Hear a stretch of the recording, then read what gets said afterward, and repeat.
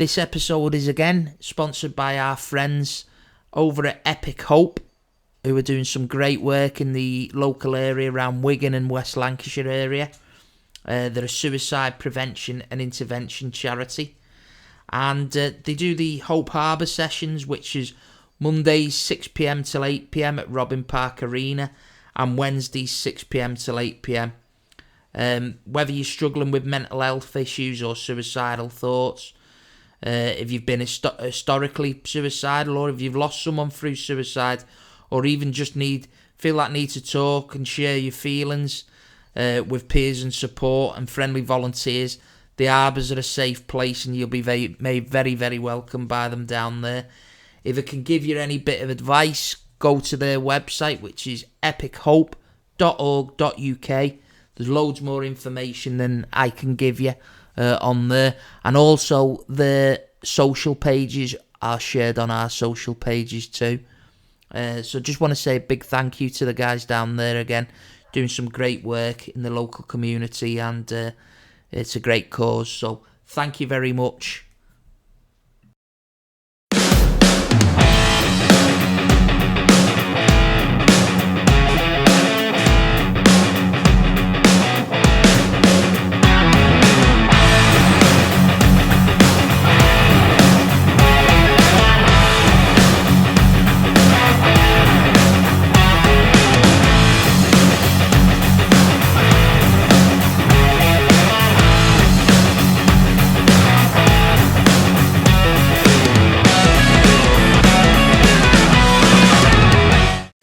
Okay, so I'm in the lovely Bolton today, my area of work and Dave's area of work. Yeah. So nice to see you, Dave. How are you? Mate? Yeah, I see you quite regularly doing your other bits and pieces. But yeah, looking forward to it. Yeah. So how's things going for David Norris these days? Because you have been still playing up at Lancaster. Yeah. Up until now. So how's that gone for you? It's been good.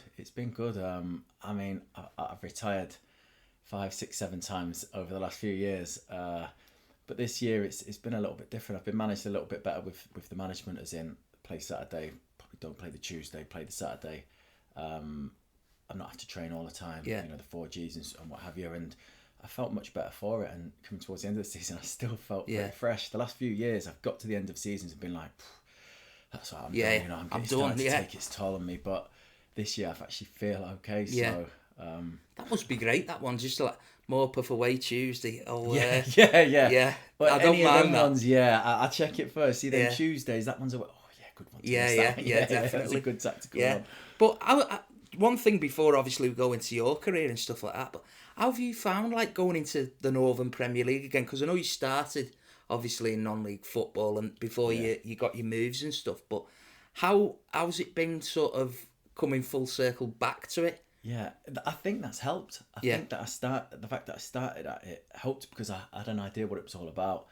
Because I think if you've played a little bit high and you're coming down, you get to a certain level and you're like, I'm not going that low. I don't want to people's egos, whether they don't want to carry on playing anyway. But because I kind of knew what to expect, so I wasn't like, oh my god, this is terrible. This is a shambles. I've set up the stands as rubbish.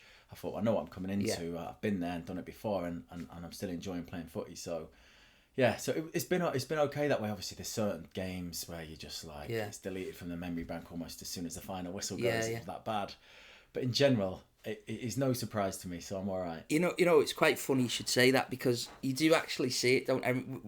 I've seen it. You'll have definitely seen it where you've had lads and they don't mean to come across as big time, but what you've got to remember is that they've been there. And then I remember we had a game at Warrington. We played Buxton. And you remember Scott Brown? Just played for Accrington and all them. Yeah. And he got his leg broken against Buxton, and I think it near enough finished, Scott. But it was the lad you must have played with him at Leeds. He's been on a couple of the under the cosh lads, but he was at Buxton at the time. I'm trying to think who it was. Is it Kilgallen or something like that? Yeah, I played against them. Yeah, it was because they were throwing some dough about, weren't they? That's right. And he came over, and I must admit, he was sensational. He was will the club look after him? And, he was will he be taken care of? And he stayed with him, literally all their players obviously went back in the changing room, keep warm and that. He was just out there with him. I thought, that's brilliant. Like, nice. People don't see that side of it, do they? But, no. A lot of the ex-pros, especially if they're coming down, they're pretty decent lads. You have to be to go into the changing rooms. And most changing rooms environments don't really care. Yeah. Like, no one gives a hoot at Lancaster what I've done before. They'll acknowledge it and we'll banter about it and stuff. And I can throw out the odd big time shout as well. Yeah. But in general, it's just one of the lads, yeah. Yeah, so, definitely. It's good, yeah. But you started off at Stamford, didn't you? Yeah. And, you're doing really well for them, weren't you? And then got the move to Boston. Yeah, so at Stamford, I was 16, so I was still in school. So I was getting paid cash. So I was going to school thinking I was a millionaire with like 100 quid or whatever I had in my pocket. But it was Steve Evans was the manager there. Right. And he went to Boston. Yeah. So because I'd played under him at Stamford and was doing well, he then took me to Boston as well. Was he as big as he is now then, was he? Yeah, he can't have been far off. Yeah, he's always been big. Yeah. What sort of style was he really? Because, I mean, we just see the outside looking in, but was he exactly that? Exactly that. Was he? Yeah, he's just like, because at that level, when I think back now, I think I'm surprised some of them players accepted the way he spoke to him or what he would say to him or how for 100 quid or something. Thinking I'm not having you talking to me like that. And some big guys we had like playing at Stamford as well. But that's just how he was. So angry. Like you see anyway, verbal in the referees, battering the lads when we were rubbish. He was hothead, aggressive, but he was a motivator. He got people playing. Yeah, he didn't want to, and he's been successful. Like I was going to say, he must have done quite well because I mean Stamford at the time were in the league below Boston, weren't they? Yes. And he gets the Boston job and takes them up. Yeah. So that'd have been to the Conference National at the time, would it have? I would have thought the promotion. Yeah, because I left during that season, so I guess so. Yeah, it would have took him into the conference. Yeah. And so in the January, like you say, you go to Bolton. Yeah. That must have been like, as a young lad, you're thinking Bolton at the time. Was it under Sam? As well? Yeah. I think I was one of his first signings. Right. One for the future, but it was under Sam. Yeah. Yeah. So, yeah, it was incredible. I'd been there the summer before and done like a trial with it would have been youth team then. Yeah. Obviously, because of my age then, I was never going to then be a youth team player, but probably not looking at me to go into a first team environment or reserves. So they just said, we'll keep an eye on you. Did a week's training, did well, enjoyed it. And then they just said, we'll keep an eye on you. I didn't think nothing of it. Went into Boston and just cracked on with the season and then went back into January for another week's trial. Trained pretty well and then had a game. We played, I think it was Leeds. They had a strong team out and I just did for an hour until I started cramping everywhere. Yeah. I did really well. One of them games, everything just comes off. And Sam's hand was forced to sign me by Alex McLeish, who was manager of Hibs at the time, and just said, we'll take him. Right. I think Sam wanted to see me again and just think, let's play him again next week, see how he is. And it sort of forced him to go, well, we'll take him now then. Yeah. And they agreed. I think it was 25 grand with 25 grand later down the line. Right, yeah. Because I had it down at like 50 grand. But yeah. Do you know, there's like, obviously, and you do get it, don't you, with sort of managers that are like larger than life and like bigger blokes or whatever. They have like this perception of them. So Sam's always had the tag, hasn't he, like Big Sam. But I read his book and like, I've obviously with working in Bolton, he seemed quite regularly, like even walking his dog. Yeah. Funnily enough, right, funny story about Sam Allardyce. I was working in Bromley Cross about 6 weeks ago, something like that, and I kid you not, he's walking down the street and he had a full Soccer Aid tracksuit on. Shut up. Honest to God. Walking his dog. So, and I just like literally, I was like marking things up for the counts or whatever, and I went, all right, Sammy, hiya lad, and just carried on walking with his dog. And I thought, wow, what a guy. He's probably still got all his Reebok stuff. Yeah, but what like, in his book, obviously, it's quite detailed in the fact that it says like how much he's actually been reliant on like sports science and all that. Was that prominent at the time when you went in? Was it? Yeah. I mean, I've said more recently when I can look back now, I think that was the perfect club for me to have gone into at that time, even though I never really played for him except a few cup games. But I'm non-league, raw, don't know nothing about diet, looking after myself, getting stronger, fitter. But Sam was obviously just bringing all that bang into it. So we, at times when I was there, it felt like we had more staff than players. But as a learning curve for me to go, this is being a professional. These are the little percentages you need. This is how it is. It was great. It was great. So yeah, he was just bringing all that in. So then I'm going into learning how to train, learning how to use the gym, what I need to do to be fit, what I need to do strong, what I need to start eating. It was great. Yeah. And at the time, obviously, because it's probably on the time where they're on the ride to going big time and stuff. But who were the sort of bigger characters at the time around the club? So when I first went in, it was like Dean Holdsworth, Paul Warhurst, and then obviously after that, Yori Jotokayev was JJ Kocher, Ivan Campo. So like it was for me, I'm like, wow, this is ridiculous, isn't it? Like I'm training with these, because even when I first went, I'd spend hours after training thinking, this is class. I'm just being paid now. It was only a few £100, but I'm just with a kit man there, a lad called Belly, and we used to just go out and just whack balls. And obviously the equipment they had, the facilities, just love it. When I first went, especially, I was like, this is perfect. It is quite scary. Like obviously, when I'm driving home, you're going past the stadium and you're thinking, how's that not in the Prem? Isn't it? It's like crazy. It's crazy. Yeah. Like it's such a great ground, and the setup that they had. You're thinking it was hard to fail, really. Yeah, you know, it was. But it happened to a few clubs, didn't it? That were flying and just dropped, and then went doof doof. Yeah. Leeds. Exactly. A few that I've played for before. So when you drop out, nearly went under, didn't they? Bolton a couple of times. So, but at that time I was there. It was a good time. Obviously, I've come from non-league, so I've got my like shitty little car. Just going into training with all these big stars and names.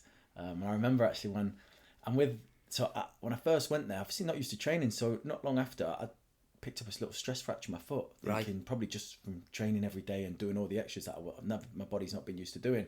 So I was only out for about 4 or 5 weeks. So Dean Holdsworth, who was one of the bigger characters there, he said, "You're injured with it," and with the kit man, Belly said, "I've got a fridge. I've got a mate in Blackburn at their training ground. I've got a mini fridge," because he used to stay in a hotel, so he wanted a fridge in there. He said, "Can you go and pick it up for me?" He said, "But you can take my car. I've got some Peugeot 205 where the wire keeps coming off the battery, so I keep having to get out, reattach it. He's got this convertible Mercedes, brand new." So it's like, "Yeah, we'll take it. We'll go and get it. We'll go and pick it up for you." So we jump in anyway, get the music on. Yeah, loving it. Driving down, music on, windows down. I'm like, "Should we take the roof off?" He's like, yeah, go on then. Not thinking, you got to stop, unclip it, press the button, let it go back. Right. As we're driving down the motorway at 70 miles an hour, I've just gone click, click. The roof's just gone get lost. Like that. All his clothes on the back seat flying out onto the motorway. Oh my word. But I'm like, what we do? Pulled over, me and him, like it was quiet, look, it was in the morning, like about 11 o'clock. Running back up the motorway, grabbing his clothes, cars driving over him and everything. So grabbed them all, chucked them back in. And I can imagine him being quite a jazzy dresser as well. Yes, I loved it, loved him. Yeah, a bit chocolate, loved it, all the gear and all that. And so chucked it back in. And then got the fridge, went back. And then he's come, so we put all his stuff back. Next day there was a club day at the races and he had a jacket. And he didn't say nothing, he put it on, but me and him looking at it, had a big scratch, like all the way, like a big waxy jacket thing, scuffed all the way down the back. Big Eddie Stobart, It was. So, and we never told him or anything. And even his car was, because we let it go while it was going, the roof wouldn't go back on. And he said it must have been because the fridge was too big for it. And we was like, yeah, that must be it. Yeah. That must be it, because he couldn't get the fridge properly on it to close it. But so there was some big characters and big players there, but for me, it's like, especially at first, it was just I was just buzzing off it. Yeah, you've absolutely got away with one there, haven't you? Really? Yeah, I never mentioned it. Yeah, never mentioned it to him ever since. So, was there like a point where it came where you thought, "I'm gonna have to go in here and see what's going on," or did they actually say you're going out to Hull? I noticed you went on to Hull, didn't you, on loan and stuff. Was that sort of put on you, or did you say, "Listen, I need to get out and play"? Yeah, I think it was a little bit of both. Yeah, I was enjoying it. I was captain of the reserves, and back then it wasn't so much like the 23 now. They were good competitive games. Yeah. You get players come back from injury, just wanted to get fit and get back. But in general, it was, you had reserve teams that was like our league. Yeah, knew that we probably weren't going to play in the first team, but so this is what we can do. So it was good, but I'd done it for quite a while. The first team were flying. Obviously got promoted in my first full season there to the Premier League. So then I wasn't gonna feature. It would have been a lot harder with this type of players they were bringing in. So I did a decent stint with the reserves, enjoying it. But then I think they were saying, "Do you want to get out of line?" I think, yeah, probably right now. It's about time towards the end of the season to go and get a little taste of something. Went to Hull. Enjoyed it, like got a feel for first team football, scored my first league goal, so it was good. The manager went pretty quick.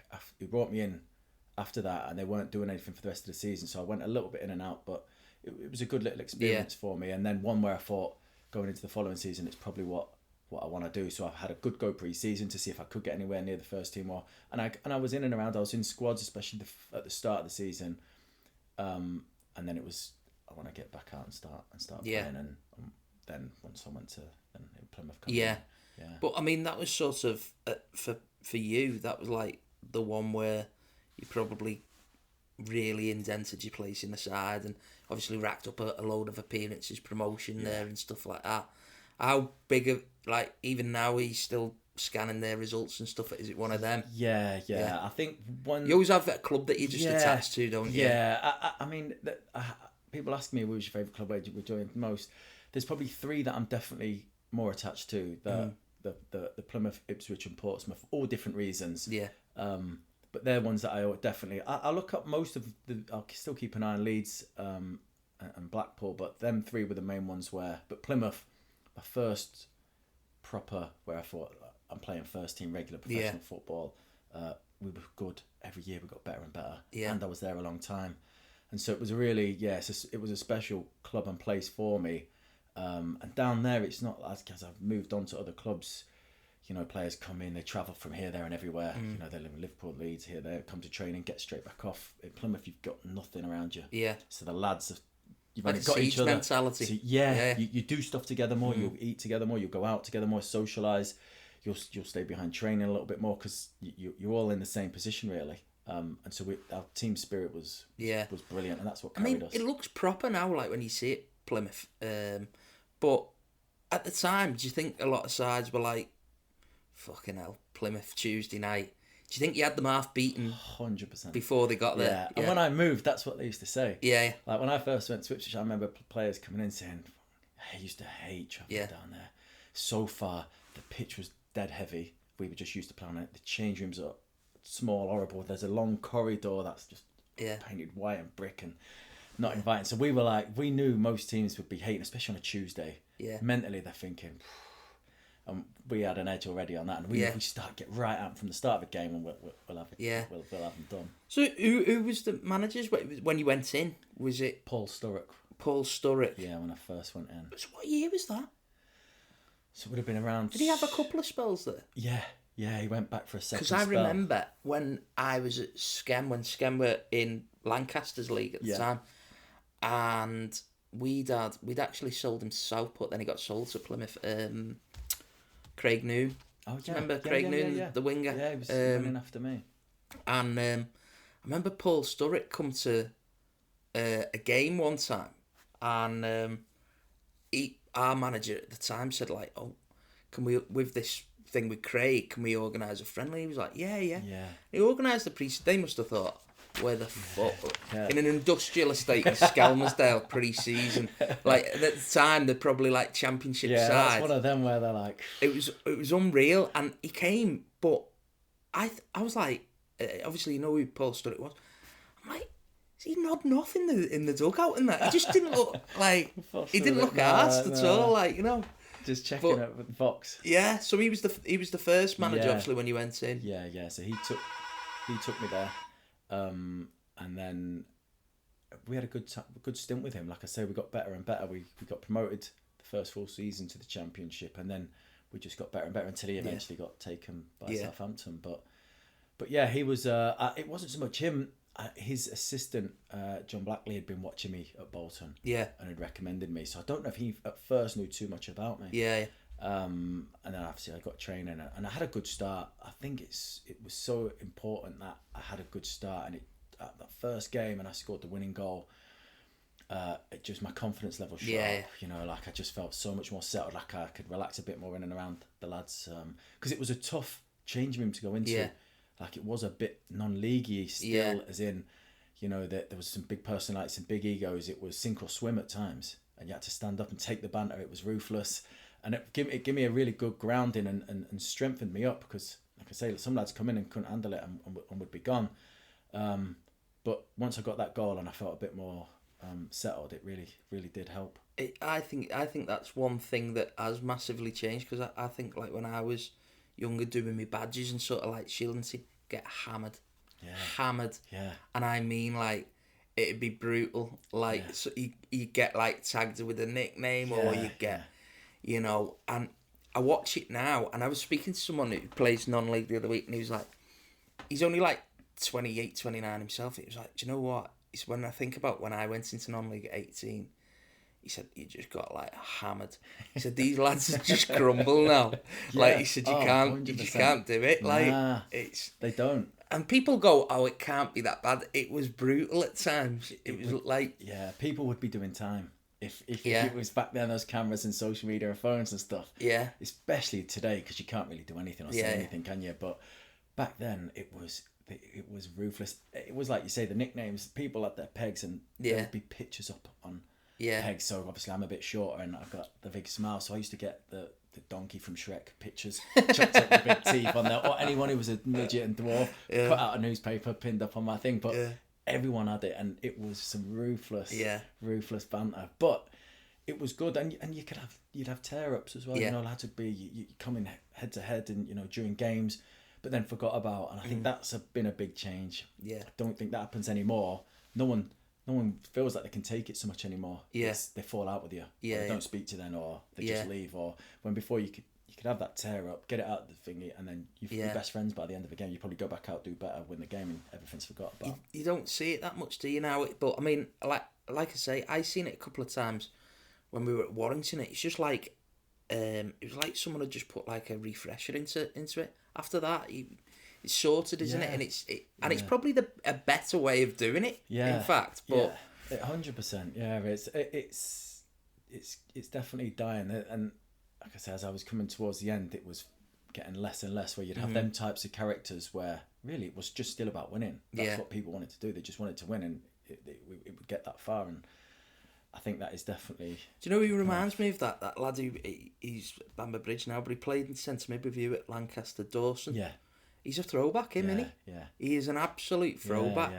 I watched him, and they were I think we were 1-0 down against Warrington, and he just went and lifted someone. Yeah. And I went, he's all day for me. Yeah. I love all that, because the rest of the Bamber Bridge seemed sort of like lifted. A little bit after it had happened. And I thought, you don't see that much anymore. No. And though, when you do it, it does still work. Fans even buzz off it. Someone goes in a really good, strong hard tackle, even if it's a foul, it goes, it lifts everyone, doesn't it? But he is actually a very good player as well. He should be playing higher. I used to batter him and just say, look, sort your mentality out and have it a good go. And he could be playing higher, but he's a very good player. But he's got that little bit of competitive as well, and Yeah. So I just now, you try and wind him up. Because you know he's got that in him as well. Well, I noticed when they played the playoff final, Warrington, they played they took Sean Williams out and played Jay Harrison. I thought, smart move. Yeah. I used to hate Warrington. Yeah. I'm glad you're out. Because you just knew what it was going to be. Yeah. You know, them like the Scousers, they're aggressive, the verbally, the little fouls.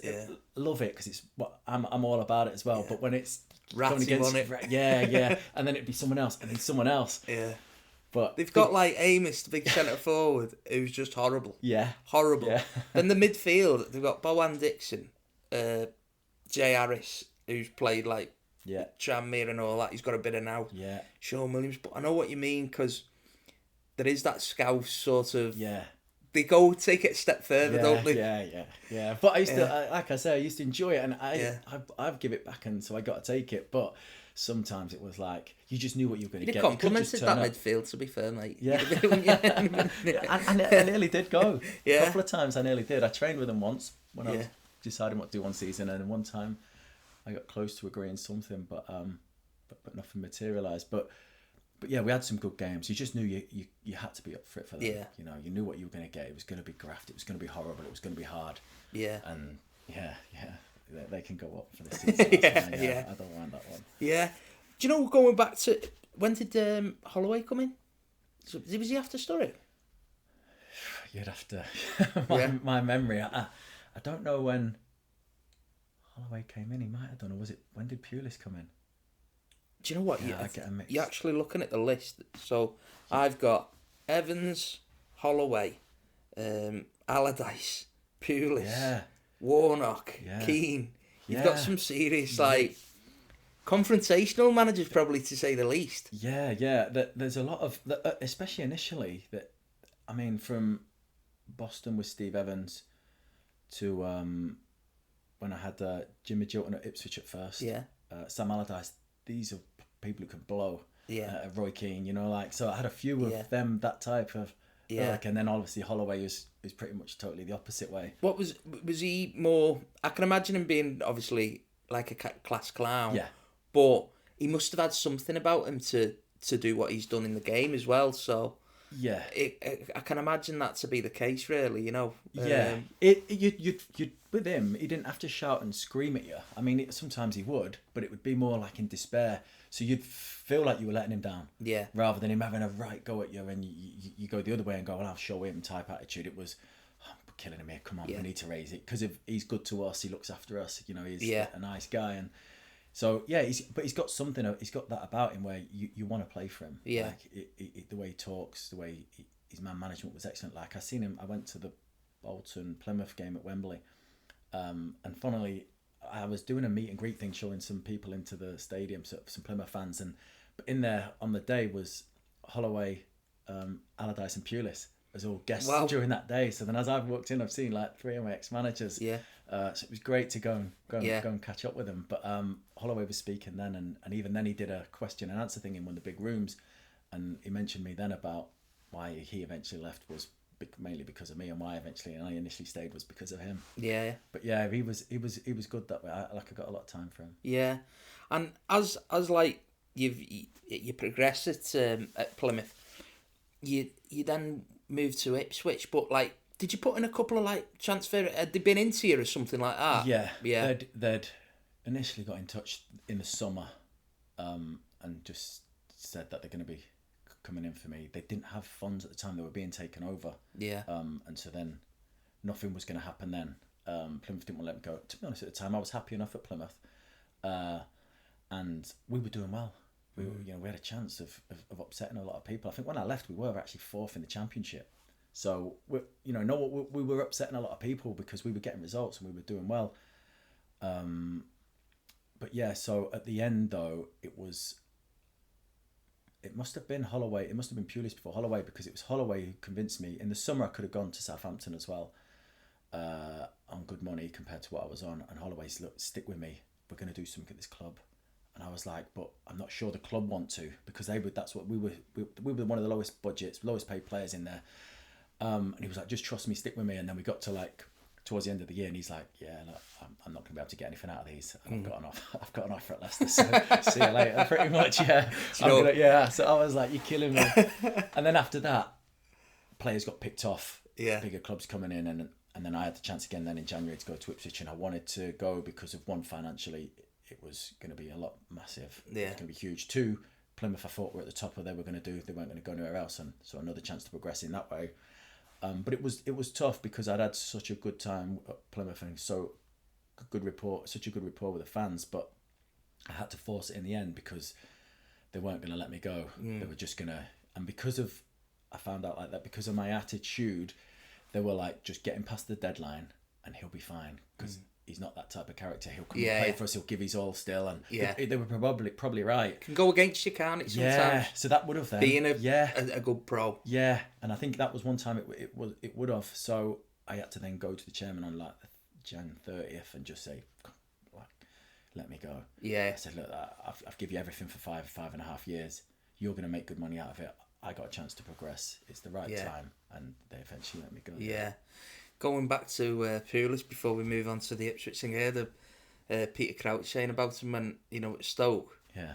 And he said, like, I think they beat United or something at home, and they were on this bit of a good run. And he said he must have like sensed the dressing room was getting like a bit like leery and like going out and stuff like that. Yeah. And he went. He said he fucking like before the next game. He said because I've seen like videos of him in dressing room, and he's just like marching around the dressing room shouting things like, and he goes, "Don't be getting fucking ideas above your station." He goes, "Just remember something, lads.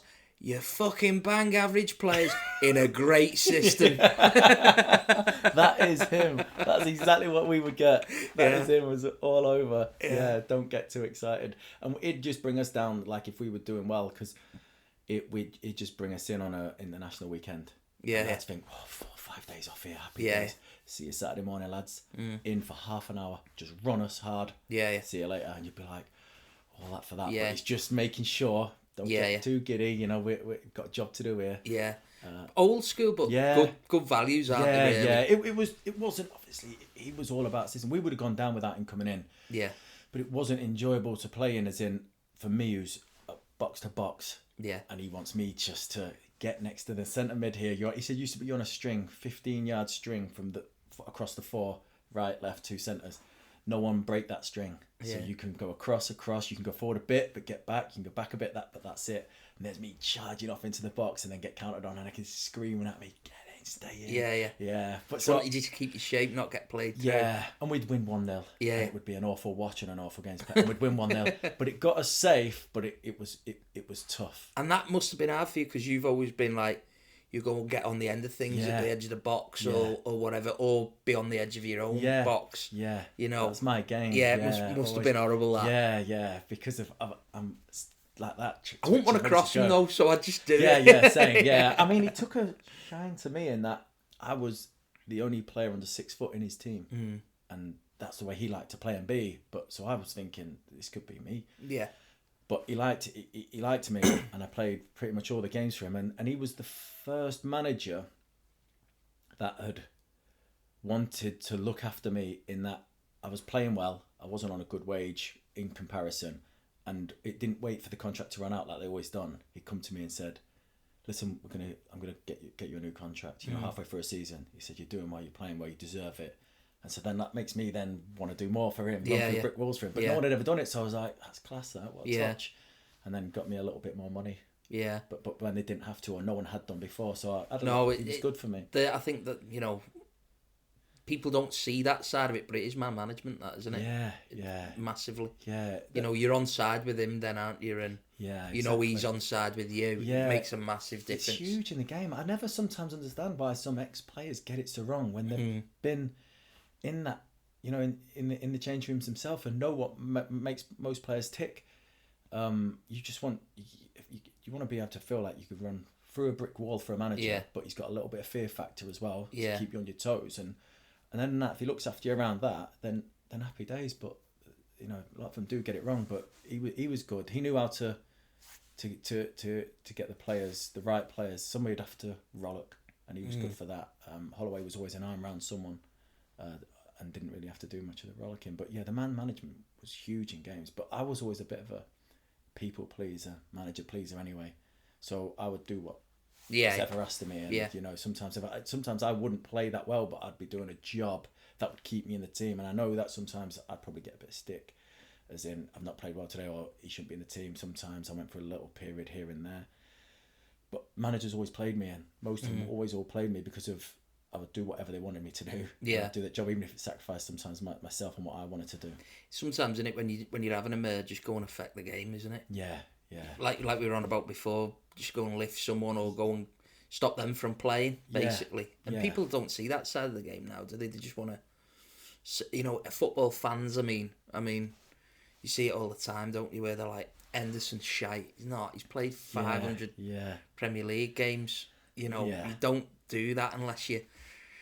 People don't see that other side, do they? Where you go and affecting another player. Exactly. And them teams need them players to allow the other players to do what they can do. You know, the more skillful and the better ability players. But you couldn't have a team of just all them, because they would just get run over. Then you do lose a little bit. And I was probably a little bit like that sometimes, where I wouldn't be, because I'm not sometimes aesthetically pleasing. it would be we should have someone else in who can do a bit more. Yeah, to be fair, it only happened a little bit because I would still always normally chip in with some goals and some assists and like I say, tackles. Even when it weren't going well, I would run, fly through a tackle, get up, fly through another tackle, and that carries you a long way with the fans, definitely. especially when you're losing or if you're not going well. So 100%. So when you turn up at Ipswich, was it Jim Magilton your first manager there? Did he sign you? So I spoke to him, like I say, the previous summer, and then he was pretty persistent. And it just sold. Did he sell it to you, did you end up thinking this could be a really good move? Yeah, just how much he wanted me, because I'd already spoke to him in the summer before, and he'd kept obviously coming after me, and that made me feel good. He wasn't just, oh yeah, he's a decent player, yeah, bring him in. He was, I want this, I want to bring him in. What do we need to do? And he kept having to negotiate and change the fee. But he said that he would, in his final season as playing, he'd played at Plymouth, and he was chirpy as hell on the pitch, like that type of guy, very good player. But he was verbal in a couple of our young foreign lads anyway, giving them some stick, and they didn't really say much back. And then he'd come to me, and I just give it him back, and he was like, "You're shit." He said, "You couldn't lace my boots, blah blah." I said, "I've scored one and set one up, you dickhead, piss off." And he was like, "Oh, I like a bit of that." And then we got a couple of little tackles in with each other, and he said that stuck in his head. Yeah, you know, as then the type of character that he was trying to bring to the team. And then because I was doing well, and he mentioned that first initial encounter was what part of the reason is. Right. Yeah, so you never know little things like that can happen like that other managers do. I like the fact that like you've given him a bit and he's thought, that's for me. Yeah. I'll have that, you know. Yeah, because I guess he's that guy. Yeah. So he probably give it and he has to take it as well. But I like all that. Yeah. Yeah, but did it? So when did? Because I think everyone will want to know this one, won't they? Especially the way it was. You know, you spend a few years there, but you end up working under Roy Keane. So was that everything you thought it would be, or was it like, you know, like what we see on the telly? Yeah. Was it everything like that? Yeah, that's that. Yeah, right? Yeah, he's that. Yeah. I mean, at that time, Jim left. It was a bit probably harsh on Jim at the time because of the expectations were so high at the club. And like I said, I felt like I'd let Jim down a bit because they'd paid good money for me. Right. And I hadn't started that great. I struggled with the fee. I struggled with the pressure. I thought, I'm a grafter. I can nick a few goals. But now they've paid that, I'm expected to be something beyond that. Yeah. And so I struggled. I went into another change room with a step up from Plymouth of egos, players who've been there, done it. So it took me a good 6 months. I went in Jan. If I'd gone in pre-season, it might have been easier because I'd gone and straight in. I found it a little bit harder. Until the end of that season, I struggled with the pressure of everything and I wasn't enjoying it. And then I got back for pre-season and I felt a little bit more settled. And then after that, I felt like I did pretty well, especially the last season. But I definitely struggled at first under Jim. But yeah, once Jim had gone, Roy come in. And I thought, perfect guy to come in because we're a good team, good players. So we're level-wise, we're a step up from Plymouth, but we haven't got that grit and nastiness about us when we need it. Teams can bully us. And I thought that he'll bring that in, perfect. And at first he did, and it's Roy Keane. I'm a hero of mine, so I'm like in awe of him, and he has a presence. He just walks in, and everyone's like stops what they're doing, and he has a massive presence about him. But I think it's just too much of what you see. He just loses his shit and loses his head too quickly and easily. I think knowing players like you do, like I do, it's gonna wear off, innit? Yeah. To the point where they're like, fuck off. That's it. Was it like that? Eventually, it went. I used to think in the end, half of the team didn't want to play for him, and the other half were too scared to play for him. Right. And we got to that stage where he would just, because he was a hothead again, but he would verbal people. He'd come from personally where they were from, especially the Irish boys, wrong side of the river, this and that. The foreign lads, what's your country ever done? I should have known, just couldn't help himself. But body language, everything. It was like he just thought, why can't you just do what I'm asking you to do? Because we're not you. Yeah. We are at the level down. We're gonna make mistakes. We're not as good as that. And then I think we started off one season really well, and there was a lot of then tinkering and we ended up dropping off, and then we went to the next season and it didn't go great, and eventually obviously he goes. But see, like that, for a lot of the lads it would have been. I mean, it was disappointing for me in a way in that I got on as well as anyone could, but he made me his captain, and like when Roy Keane makes you captain, like when he did, he must have had a lot of time for you to do that, because I mean, that's a good indictment, really, if you're getting that from Roy Keane. I think so, yeah, and I did, and again, when you say little things that happened, there was one of his first games we were playing, I think it was Cardiff, and a lad in midfield, I think it was Gunnarsson, and he was getting it, passing it, getting it, being a little bit fancy, doing his little turns, and I've gone and lifted him, cleaned him straight out, not because he was doing that, because the ball was there to be won. And then, but afterwards, Roy Keane, his assistant, Tony Lockman, said, brilliant that, having him start taking a piss. Right, and then you've gone and lifted him for it, and then he's him out the game.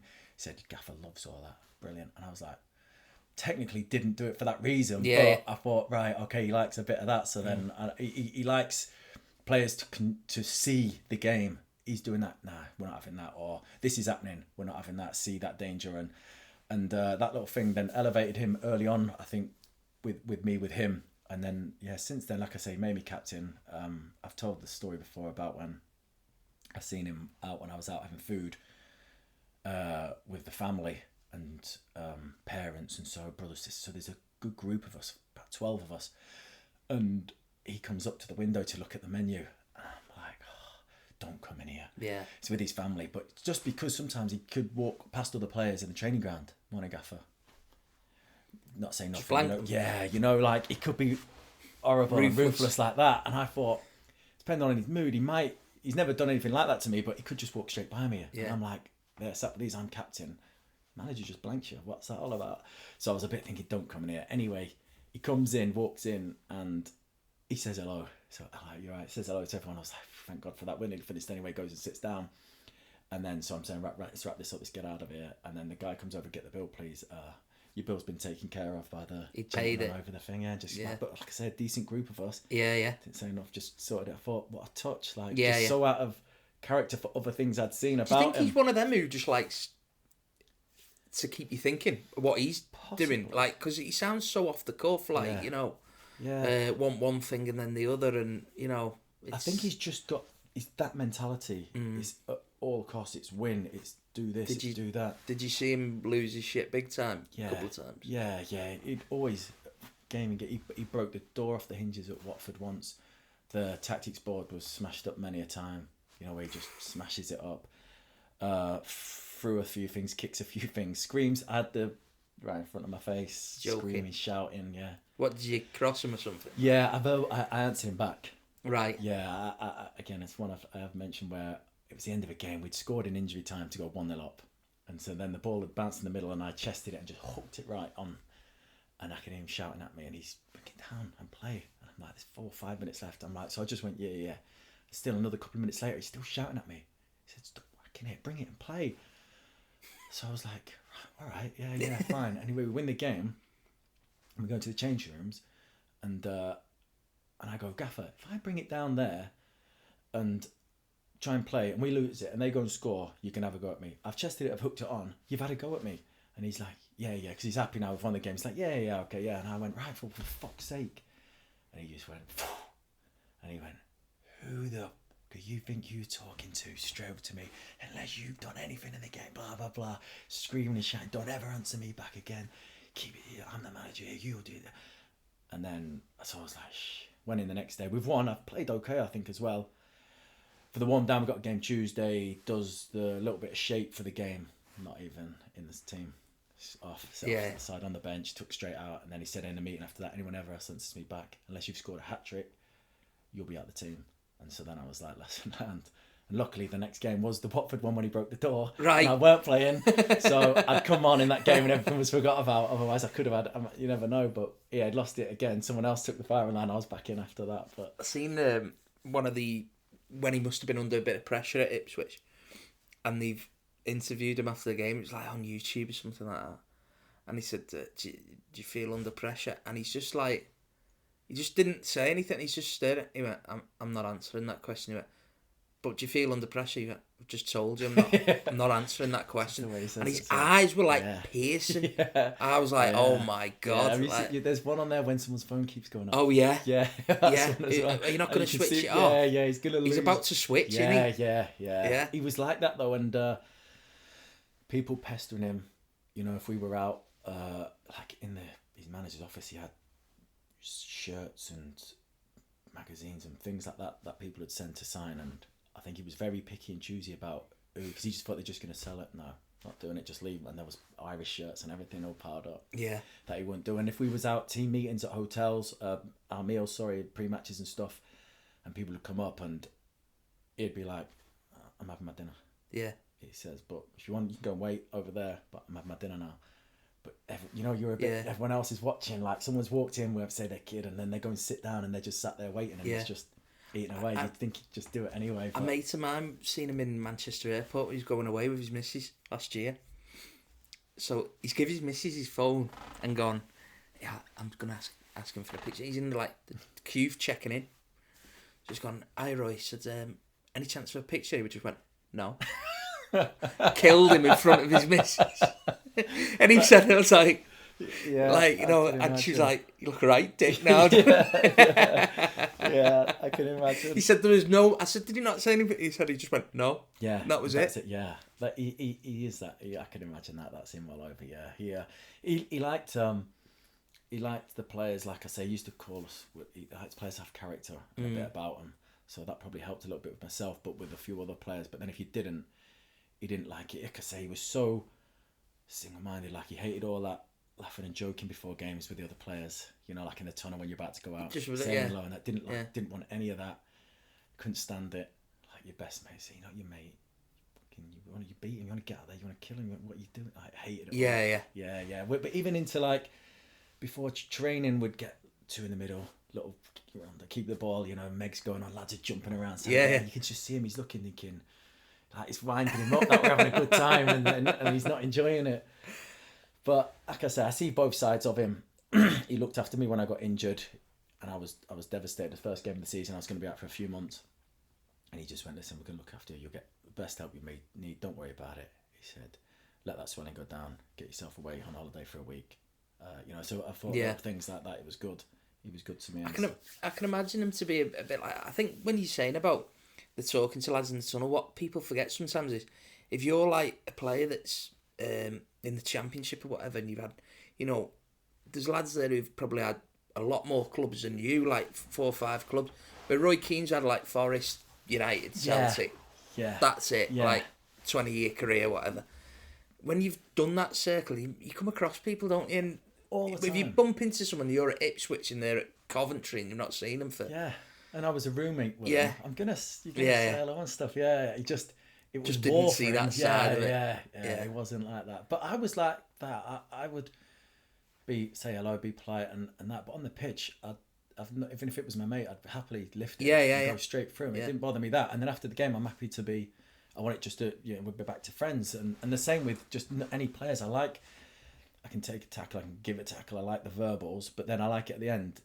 Just forgot about, and most of the time it is like that, and even in non-league, I like all that side of it, and the odd time it's not, but I think he's just so driven that it was war for him. Yeah.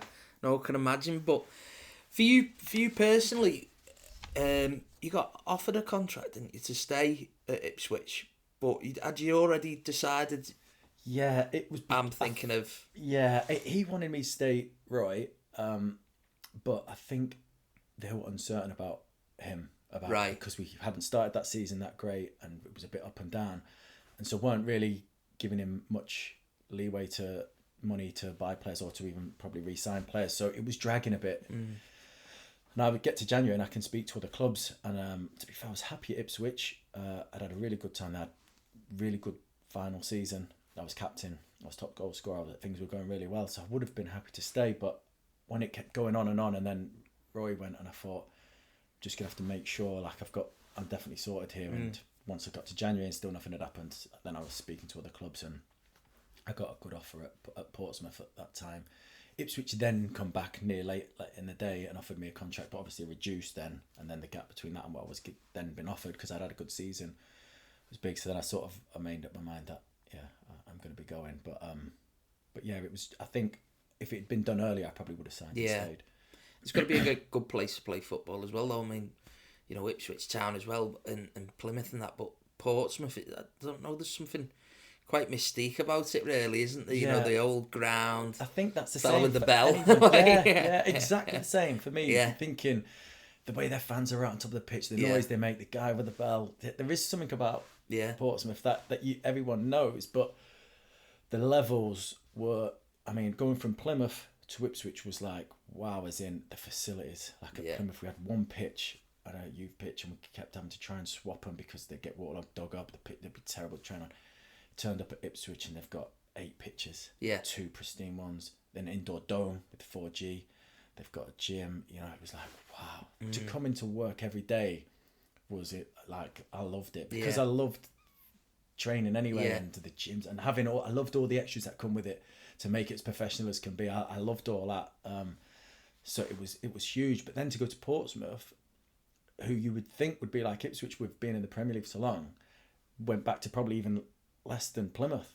It was like training at a school, a port cabin to get changed in. They had the old ground. It was old, but it was a good club, as in that fan base is which I was only there 1 year, but like I say, it's still a club that I'm close to and have a lot of time for it. And because the season was like that, it was an emotional roller coaster all the way through. So, but yeah, it was one of them clubs that I thought that I do want to play for. I played against them for my final game at Plymouth before I was sold to Ipswich in the Cup, and it was at their ground. I remember thinking, wow, this is class, because their fans were so on top. Pitch always looked good as well, for some reason, as mad as it sounds. Yeah, it's a good pitch. Yeah, it's good. And so, as you sort of like moving around the clubs and stuff, but you end up at Leeds, that must have been like, when you sort of thinking to yourself, I'm at, what was you, about 30, 31 at the time? Yeah. And then you get like Leeds United, who, all right, they're not the Leeds of old, or of now as well, but it's a massive, massive club that, innit? And it's still Leeds must have been United, a very easy decision, that one, mustn't it? Yeah. The only thing that was, obviously Warnock had gone there, a couple of the Portsmouth players gone there, so that was appealing because one, I'm thinking Warnock's got a history of getting teams promoted. So I thought, and did he sign you? Yeah. So I'm thinking, if I go there under Warnock and we get promoted at that club, it will be incredible.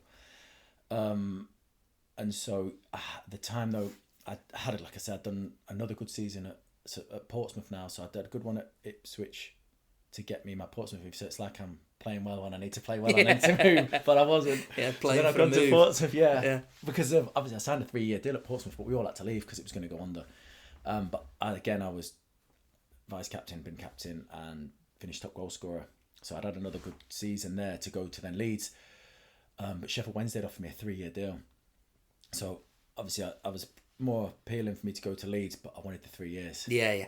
Because if I'm 31, that takes me pretty much to the end, I'm thinking, and lots of security. People don't understand that, do they? You know, like, if you've been a top Premier League player, it probably doesn't matter, but when you're at that age, it's like job security, basically, isn't it? Because everyone's mentality changes. Yeah. As soon as you say 30, 31, they're like, oh, you're getting on now. You're getting towards the end. So you, no matter what physical condition you're in, there's a mentality change in it. We don't really want to give him too long when he's 30, even though you could play to 38, 39.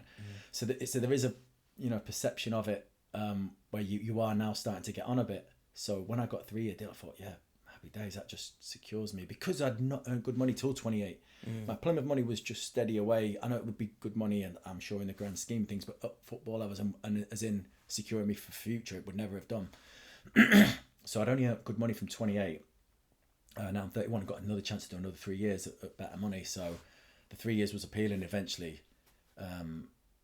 Leeds agreed to take me on with a 3-year deal. So and like I say, because it was Leeds, like when I look back now, even though I didn't have a great time there overall, and it wasn't one of the clubs that you have more affiliation for, are normally the clubs you've done better at. That that helps, because you're getting better with the fans, and it's a happier place to be around. And so it wasn't quite that for me for Leeds, but I still enjoyed it in that. And also I can say, like, I played for Leeds United. I've scored for Leeds United. And that, for some reason, because it's Captain that club, has a big, I think it has a big clout for me. How was it like the start? I mean, because our negotiations with Warnock, was he on the phone to you saying, I want you here and stuff like that? Yeah. And was he another one who was exactly like we think he is? Yeah. Because the thing is as well, managers don't want to hear you talk about money too much. Yeah. They want you to be there to play for them, to want to do well at the team and stuff. But Warnock's a bit more money savvy, so he knows what makes it work and what will do. So yeah, he's funny and he's a character. And he was like, "Well, you want to come and play for me or not? We give you the good deal there. Come on." And I'm like, "Well, 3 years, so I'll sort you 3 years, but then you've got to do it, like this for me." And then, all right, fine, okay, so yeah, we got it done. But he is like he is again. I mean, it didn't quite work out, and he didn't seem at first. I didn't feel like he had that Sheffield United aggression and passion and win at all costs. It looked like he just mellowed out a bit. Yeah, and I mean, he had that same group of players that he always liked: Michael Brown, Paddy Kenny, that he took everywhere and stuff. And so it was a good changing room. There is no doubt about it. They've got to have been boxing him, haven't they? Because they just went everywhere with him, didn't they? Yeah. Nobody trusts a player that much. Nah. There was one, so I won't say names then. There was one that was needing to play a certain amount of minutes to get another year. Yeah. But there must have been obviously a deal agreed, and it would be, how many more minutes do we need? I'll get you 15 today then, and then we can't tick that down. It must have been like, I'll get you that. You look, little butty. Must have been something. He must love it, mustn't he? Yeah. But what was he like? I mean, because obviously we've seen all the leaked. Well, they're not leaked stuff. It was like a documentary, wasn't it? But like, he was another one, could lose his shit, couldn't he? And that. But it sounds to me as though he's probably lost that edge when you. It felt like it, yeah, because if he went on after that and done so well, I thought he must have either got it back or it was working for him just at another club. But he wouldn't be effing and blinding and screaming and shouting in your face. It would be more like, fucking hell, lads, we've done this, we've been through, like that sort of. And so that's what I mean when I say like it felt like he'd mellowed a bit when I was kind of hoping for the other, because of it, obviously. That one kills me when they're all sat in the changing rooms. Like, he says to Danny Cadamarchi, he says like, he sat there and I think he was ill or something. He went, "Go and sit in bath, son." So you make me feel sick if I look at you. It's like, it was like that though with injured players. Yeah. And you're in the everyone's in the chain before, and that. But then he wants you gone. Yeah. You're not playing. Get out. I don't want to see your face. Can't stand the sight of you.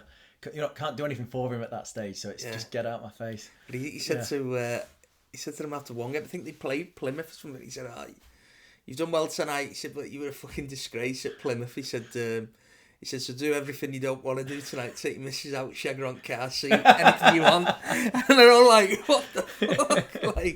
But I mean, that must have been brilliant. Just playing for Leeds United. I mean, that's they're one of the institutions, aren't they, in English football? So if you know your footy and especially from the history and everything like that, it is. And that I remember that first game of the season when there's all hope. It's a full house. We were live on Sky, and they're marching on together before the game, and I remember getting goosebumps. I was like, "Wow, this is unreal. What a place to be!" Because, like I say, the fans were up for it. It was the first game of the season, so you think this is our season, but the atmosphere was just unbelievable. And we won the game 1-0, and I remember thinking, "Wow, if we do well here, it's just going to be incredible." It's just a shame, really. I think in your time that they were probably had the ownership that they had, because I mean, it was widely known that he wasn't right. Like, he was the Italian chap who was in charge. Everything went, because at Leeds, another club where you go into the training ground and you're like, "Jeez, pictures everywhere." Another indoor dome. They've got baths, ice baths, showers, steam room, swimming pool with the jets so you can swim into. It's like everything you need. Like the physio setup, everything perfect. So it was an incredible place to go and train every day and be around. And then the Italian come in and everything just went nuts. Like he shut the pool off. He shut this off. He didn't want us to. There was no luxuries anymore. He stopped the food for a bit. So you had to bring in your own lunch. We had to pay for our own socks at one point. It was like, what's going on like here? being at Lancaster, yeah, right? yeah, it was mad. It was a mad period. But then he didn't want no one over 30 playing. Yeah. So it was the end for me and a few others. But there was a couple of like lads, good player. Steve Warnock, good pro, good lad, still a good player. And I remember once he was chucked in. I can't remember who was manager. It might have been when we had Hocker Day for a bit. Oh, remember him going there? Yeah, it was which weirdest appointment ever, wasn't it? Appointment out of nowhere, wasn't it? And Steve Warnock was playing, and Giulino it was Watford away, and he must have seen, and he rang through down to the bench like 10 minutes in. Take him off. I don't want him playing. And he's like, he's played for England, played for I can't. Yeah, it's disrespectful. Yeah, and so he didn't. But that's what he was saying. Rang through. Fair play to him in a sense there for not like buckling. Yeah. And just taking him off, but. Yeah. It's like you say, he's played for Liverpool, played for England. And then he's disrespecting like that just because of his age, and he's still a good player. Yeah. And then, the same. And then the same with me. I got one game once after that, and in a cup, and he put me in against pretty much. It must have been against his wishes. And then 2 weeks later, he was. Did you ever come across him, or was it just like Chilena? Yeah. Just at the start of the season. Right. Well, but pre-season, so it's already pissed off in that. He's come in and says he wants a meeting with everyone. Bang in the middle of our off season. So I'm away. I'm in Portugal. So I had to fly back, do the meeting, and fly back out to my family where everyone was. But a few other lads had to. Yeah. So from all over, because you've got that 6 weeks, but really 4 because of you're gonna have to start getting fit and stuff to do whatever you need to do. So you used to try and get away, see family, what have you. And obviously, it's easier if you've got a little bit of money and you can pay for it, but the hassle of it to get back, everyone back from the meeting, but I don't care, like lads in America and like that to the missus booking easy jet here. Yeah, you just get me there and back. But it was just for a half an hour meeting.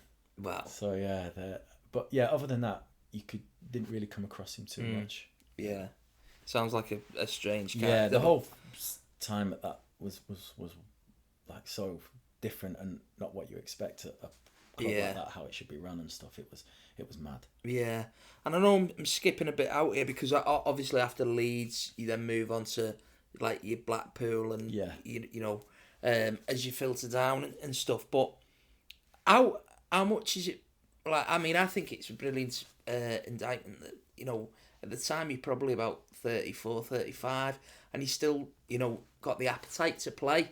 And that doesn't seem to have left you. And obviously, I know a lot of the podcast is like tongue-in-cheek talking about memories and stuff, but if you could give like players, like obviously, particularly because we have like a lot of people who listen in non-league, how have you remained so enthusiastic about the game and stuff? Because obviously playing non-league, it can't be the money, you know what I mean? It's like, no, obviously, I do love the game. I mean, I did have a little spell when I first finished as a pro where I'd lost a little bit, but I love the game. So when I was playing, I'd watch football as well. So not just when I was playing, I'd be then watching all the games. Your Super Sundays, you see, Mrs. would go out for Sunday dinner, but as long as there's a TV there, or I can get it on the, So I was bang into it, and always have been. And when I was a kid, I'd be out hours and hours. So I don't know if it's just ingrained, you know, and some do fall out of love with it when certain things happen, but I've always just loved that feeling of winning games, of being totally hooked. You know, after a game wrecked but have scored and we've won, or that feeling is still a buzz now. When I'm driving home and stuff like that, and I think the adrenaline's still going, and I'm buzzing for the next couple of days. Like it's had such a big effect on me. So losing the games through my career, I'd be pissed off, down, want to get the next one done. So that Sunday I wouldn't really want to go out and see anyone. Monday till we could rectify it, and then I'd start feeling better. And the same if we won, I'd be buzzing for a couple of days. What are we doing? Where are we going? Like everything else is good. So it felt like if stuff was going not great in my personal life, it didn't affect my football. My football was my go-to. But if my football wasn't good, it would affect my personal life. Yeah. So it was like football was that big for me and a big an effect. And like I say, still now, driving home from Lancaster games, if we've won and I've scored, you know, I'm buzzing. So, you know, so I still love it. Like I say, there's more ups and downs. Yeah. But I don't know where that I don't know where that comes from. Whether it's just I've always had it Yeah. from being a kid when, like I say, I would kick the ball against the wall for hours and hours and stay behind trainings and everything. Because you sort of you was your first sort of way back into football going to Salford. Yeah. When all the circus was arriving. Yeah. Basically. Yeah. Well, so I'd played at Blackpool in League One and I'd played 35 games, and I was 35, I think. But I'm thinking, well, even if I have to go down one more league, I've shown that I'm still, can still play, can still do it. I'm still fit. But I'd got plantar fasciitis towards the end of the season. So that last month of the season, I was hobbling, but just getting through games. So I thought rest it for a month after and then see what's out there, and couldn't get rid of it. Into July, August, still couldn't move on it. September. Now I'm 36, not got a club. No one's really now going to be looking. Haven't played for 6 months. It's going to be harder and harder for someone to take a chance on you. So I was just training footy teams in the gym. I'd get quite a few non-league teams do their team sessions and stuff. And Salford come in, and he just said, "Listen, if you get fit and you want to come down and train, just give us a shout." So it must have still been near the end. It might have been February, March when I've gone down and trained a couple of times. And I think they must have seen that I was still hungry for it, and they said, "Do you want to stay until the end of the season?" And so I did. And like I say, it was good. It was in my head, I was thinking it would be a club that would bridge the gap from professional to non-league because of the Nevilles and everyone. It must have that next level up. Still non-league. The biggest non-league. The first game I turned up, and because I'd gone chucked straight into it, so I'd only trained once, and then services, and I'm going to Costa, get me a porridge, get some carbs in me before a game, coffee, porridge. Look across, lads queuing up outside Greg's, 8 deep. They've got mushroom pies. They've got 2 litre bottles of Lucasade. One's got a box of Pringles like this on the back, and he's like, "This is all right, isn't it?" And I'm like, "It's not all right. No, it's not all right. This is not prep for football like this." So it was like totally back to a full non-league. And then my first initiation was that Edward Cider hands of. So you finish your game, and your first longer away trip, that someone buys I think it might have been a 2 litre bottle of Strongbow, and they sellotape it onto your hand. You've got till you get back to finish it, otherwise you have to do like a quadruple shot. So I'm there, like first game, thinking it's the bridge from non-league from being a pro, and that I've got a big 2 litre bottle of Strongbow taped to my hand, chugging it. There's shots. All them daft ones, isn't there? But the lads, so that was the initiation. So there was me and one other lad doing it. Other lads were just doing it for fun that had been there. Yeah. Hughie, it would just do it anyway.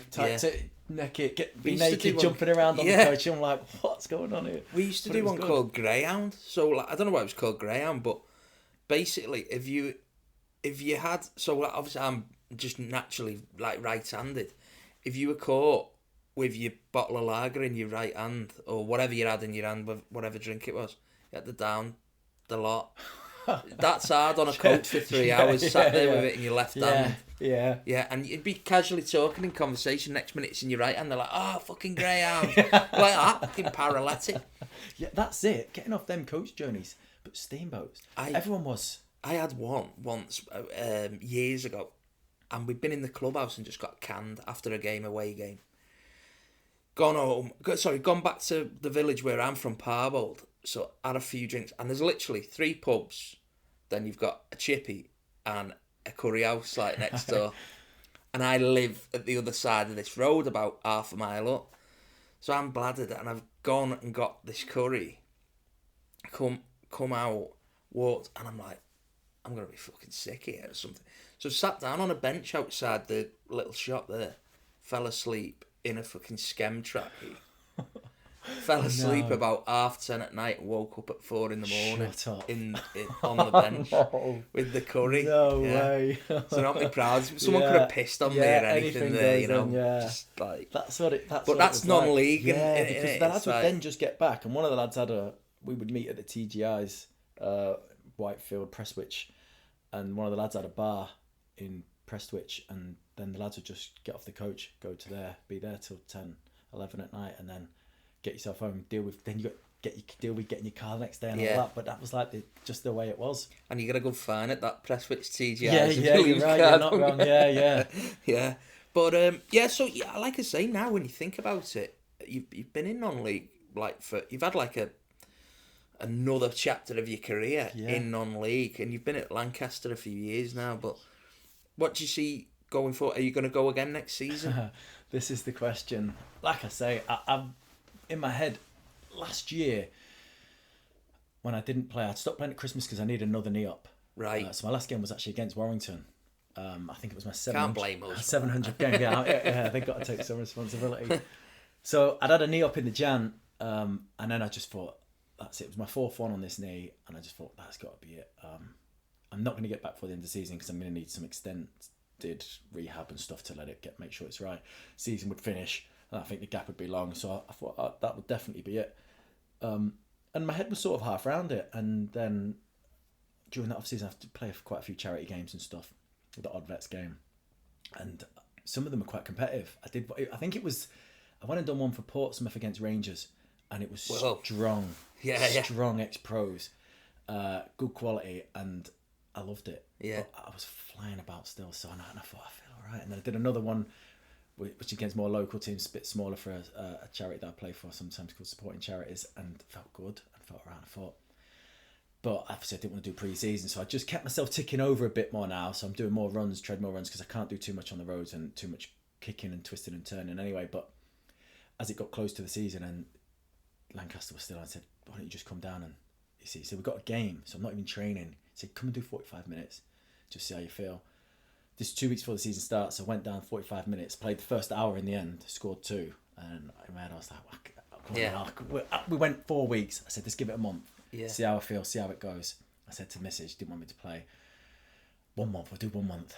And then 9 months later and 30 odd 5 games back in, and I was still playing. So, but like I said, I've been coming to the end of previous seasons feeling done and like, I'm just wrecked here, and this one I'm not. Mm-hmm. So normally I would be saying, yeah, that's definitely it. Now I'm saying, well, I'm never going to say never. This gap's the one. These 6, 7, 8 weeks now of thinking time, like, and then having to get fit again, and then the thought of the full season, the travelling. If I'm honest, I am not going to rule it out. I feel like if I tick over and I feel alright and I can miss that first bit of pre-season, then there's a chance that I'll. To be fair though, and we've not spoken about it, but obviously, while we're on the podcast and everything, we're at your gym today in Bolton and that, and you do a lot of the lads' pre-seasons and stuff and. Boxes and everything, but I just wanted to talk about that really, David. Can people just roll up here, have a session with you, or get in touch with you? Yeah, I mean, it varies from. I mean, I've had players from the Championship down to the level I'm at now, and it's a good mix. And normally you get a good group of boys in, but anyone, they either normally get in touch through social media, or a friend of a friend who's been there and done it. So, but I'm going to be putting towards the end of this month. I'll start putting on some. Fitness sessions, group ones, if you don't want the one-to-ones or you want to make it a bit cheaper, I do the group ones. We go into a 4G, we do some conditioning on there. This year I'm going to add some strength and power on the same pitch. So just get in touch. Anyone can get in touch, come down, and it'll be football specific. It won't be football training. It'll be the strength and conditioning side of things, but if anyone wants to, just get in touch and I'll put them days and times up and stuff. And it sounds horrendous, so it's not something I'd want to do, but if you fancy that, lads, you come and do it. I'll stick to the golf course and slugging pints. Why not? But Dave, no, it's been an absolute pleasure, and thanks for having me down, mate. No problem. We'll not suck too much of your time. No, enjoy it. I don't mind going back to them old stories and stuff. It's nice for me too to reminisce. So thank you very much. Well, let's hope he's back on the pitch next season anyway. Smashing. Nice one, mate. Thanks, mate. I'll just knock this.